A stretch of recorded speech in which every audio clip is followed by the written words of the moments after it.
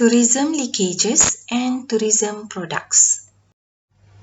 What is tourism leakages?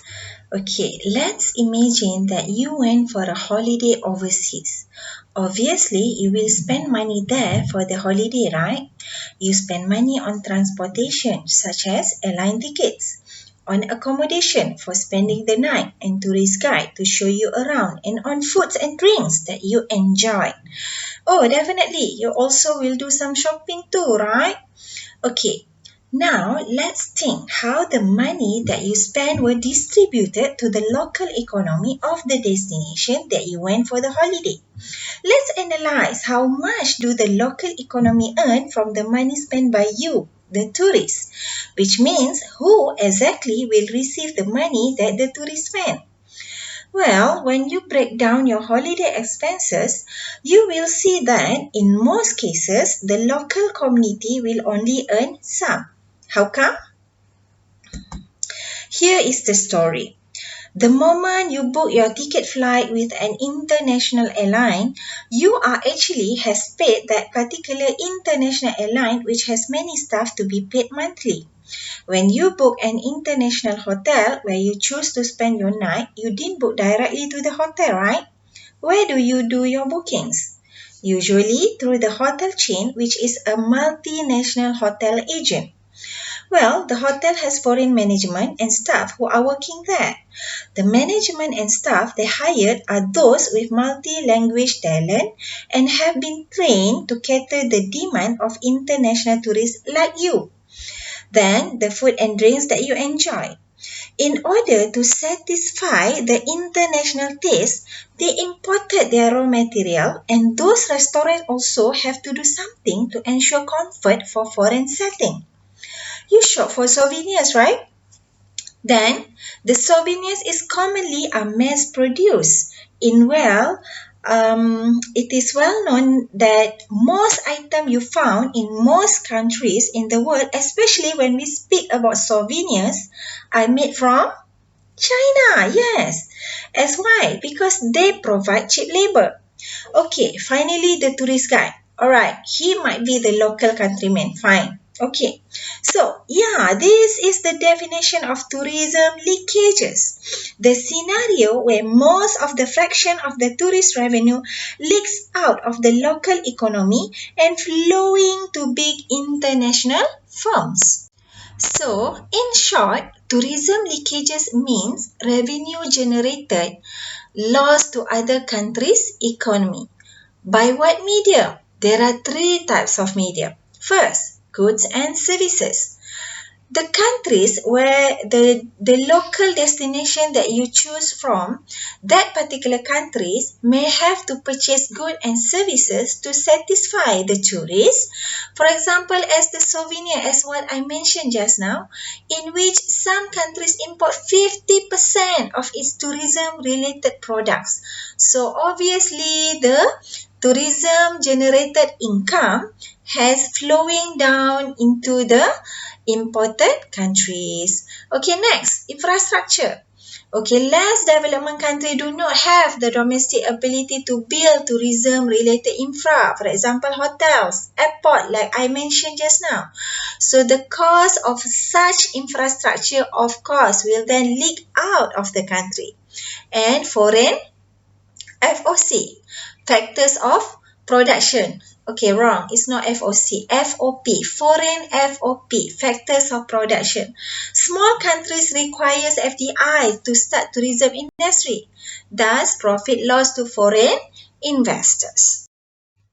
In fact, there are many more medium where the income generated from tourism industry can be flowed out. Okay, let's discuss on promotional expenditure. For example, in the 80s, not many foreigners knew Malaysia. Thus, the government intensified efforts to promote Malaysia overseas by placing brochures and sending large number of workers from the tourism ministry to several countries around the world in an effort to introduce Malaysia to encourage them to travel to our country. Of course, before all this takes place, the government must first find a location, rent an office, buy office equipment, rent a house for workers there, and many other costs to be spent for the purpose of promoting Malaysia abroad. These are also reason why costs that flow out of the country. And then transfer pricing. Malaysia, we are rich in beautiful nature and can attract tourists, of course. But we lack the capital to develop the tourism area. We need hotels. We need other tourism products such as theme parks and additional infrastructure to provide travelers comfort. Then what we do? We have to allow hoteliers from overseas to open their hotel here. Again, revenue from tourism sources has to be shared with the host country of the hotel and other service provider. Next, tax exemption. To offer FDI. What is FDI? Foreign direct investment. Okay, to offer foreign direct investment, we have to give tax exemptions. Okay, to attract those hoteliers, service providers to come to our country to help us to develop our tourism products. Thus, again, lead to loss of income. And finally, foreign workers. You can see now that there are many foreign workers are employed in tourism industry, which enable them to bring home their salary. Again, with loss of income because these foreign workers, they are not live here. They only work here. So they bring their money, they spend their money only for food in our domestic country. While all the money that they earn, they will transfer back to their home country. So there is a leakage income of our country.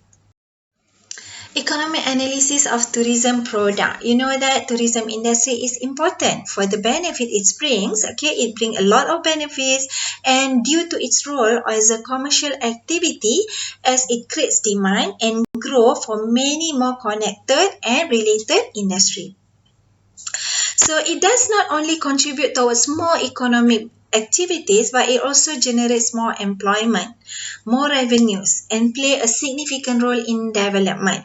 When you talk about create more employment, okay, if you read newspaper, right after our Prime Minister announced that we are moving from PKPB to PKPP by 10 of June, okay, Melaka and Langkawi has announced that their hoteliers has received more bookings because people are now allowed to do interstate. People are allowed to go more places. So you see that tourism industry start to catching up. So they need more employees, right?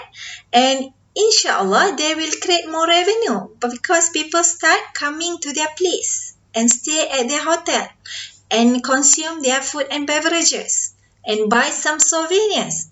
And obviously, the revenue generated can create development to that particular area. Okay, so the main purpose of economic analysis is to show the importance and the role of the indirect economic effects of tourism on growth and GDP. What is GDP? Do you still remember? Yes, gross domestic product. And we have another one. What is that? GNP. Remember? Gross national product. So, as well as employment and foreign trade. So, in addition to assess the economic impact of tourism, which helps to inform the conduct of stimulus policy in response to international economic and financial crisis. What does it mean? It means that it helps our government to create policies to stimulate the development of the country. What kind of policies? Policies such as tax exemption maybe, tax imposement maybe, okay, and to give some taxes, some free what, like China got when there are tourism from Japan and China, we give free we give free visa, for example. Okay, so these are all the policies that may stimulate the economy from the tourism activity. Okay, cultural and heritage as well as theme parks are part of tourism products. You know, heritage as cultural capital needs sustainable aspect, because we need more capital to do some conservation in order to maintain its natural capital. Okay, so government needs to intervene by issuing some policies and form some regulation with some particular attention to ensure that this heritage must be conserved as how it is. Alright, so in order to do this, it's not easy. We need more capital. We invite people from different expertise to ensure that we can conserve whatever as it is. So the role of the private sector to work with is to create possibility of opportunity, and thus the impact of public policy incentive on private behavior in the heritage field can be maintained. Okay, so we need money, we need investment for this. Whereas theme park, for example, Disneyland, Universal Studio. Okay, in Malaysia, what do we have? Theme park, we have Sunway Lagoon. We have Legoland. Okay, so we have the simplest one that nearby around your neighborhood is in Shah Alam. Okay, so for this theme park, we need infrastructure to supply water. We need electrical power, wastage disposal, and telecommunication. So these are planned by the government. However, the accommodation and tourist facilities normally offered by private agency. So obviously, these theme parks will create more employment, improve the income of the local and also, of course, of our country, and the foreign exchange will happen, which we can acquire some income from that, and the transport facilities, other infrastructure, all this will be developed through the theme parks.